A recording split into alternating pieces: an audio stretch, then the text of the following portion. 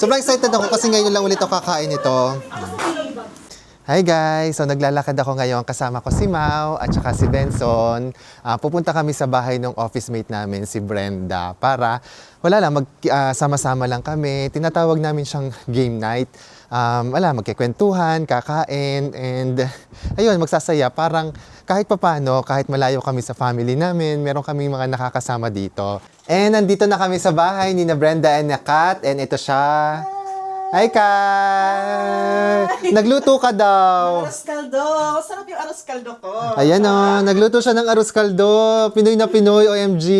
Tapos meron pa ditong mga paitlog at saka kung ano-ano. Sobrang excited na. Tapos si Benson, nagdala siya ng mani na ilalaga namin. Tapos si Mau, ang dala mo ay?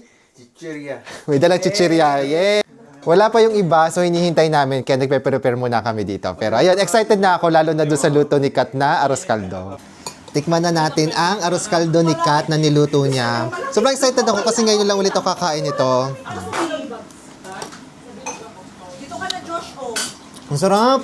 Kat, ang sarap! Tapos nilagyan ko siya ng chili, kaya sobrang sarap niya. Ayan o. Sarap! Kamusta sa'yo ang arroz caldo ni Kat? Masarap. Ang sarap, no? Grabe. Benson, ano masasabi mo? Masarap. Masarap yung chili garlic. The best. Hazel, tikman mo na. Sarap. Ang sarap, no? Ka, thank you.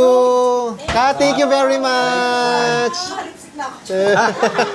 Zane, tikman mo na ang arroz caldo ni Ka.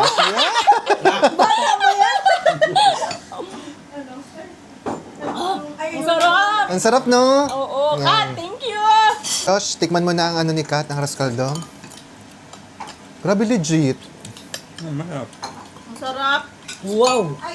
Okay. Parang may kulang. Kulang yung nilagay. Brenda, ano masasabi mo sa arroz caldo ni Kat? Walang bias, ha? Wala. Try ko lang ha. Mix.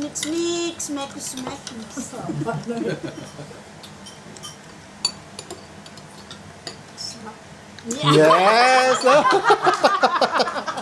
Super, thank you ulit, Kat! Grabe, ngayon lang ulit ako nakakain ng arroz caldo. Sobrang sarap niya. Kat, super thank you! At siya pala ang nagluto ng ating arroz caldo. Super thank you, Kat! May lugawan. May lugawan na dito. After ng bar. Maglulugaw. Hi guys, so pauwi na kami ngayon and medyo late na. Kasama ko si Mau pa rin at saka si Benson. Tapos sobrang sarap ng lugaw tuloy. Sobrang sarap ng arroz caldo na niluto ni Kat.